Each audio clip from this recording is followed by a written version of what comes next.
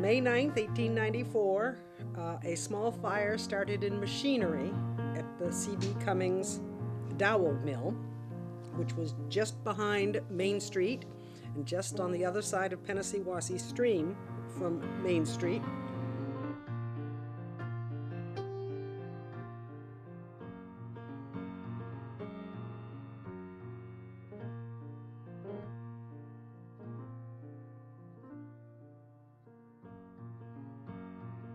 The Opera House was made of wood.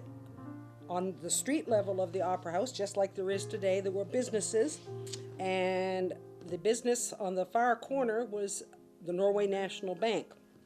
The entire building burned down, and the only thing left standing was the vault. And old pictures show the vault still there with the building around it entirely gone. There was also a vault in the cellar of the building that still exists.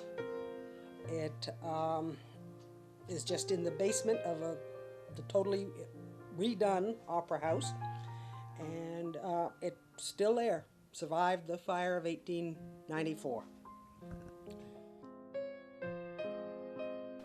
Remarkably, a few buildings actually survived the fire. They were either not damaged at all or damaged very little. One of the houses is what's now called the Denison Hathaway House. It sits back a little bit off Main Street. However, the barn in the back of the house did receive some damage, but it was rebuilt. Right next to the Denison Hathaway House, just you look to the right, there was another big house that survived the fire. It sadly was torn down in 1959 or 1960. But these two houses, side by side, that were less than 100 yards from the mill where the fire started, remarkably survived the fire.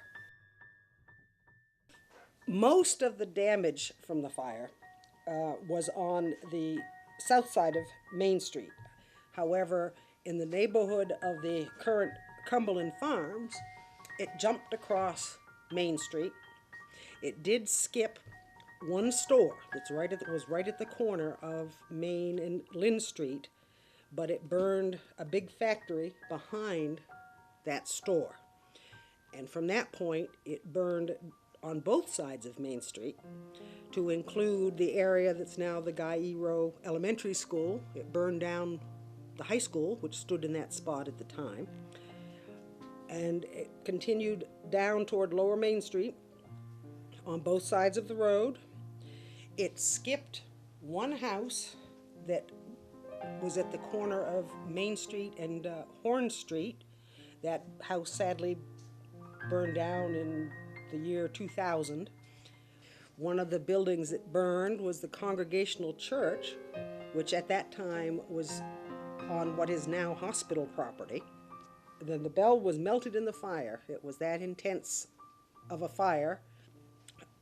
After the fire was put out, they began cleanup and rebuilding immediately, but all of the debris from the fire was pushed into the stream or pushed down back of the stream.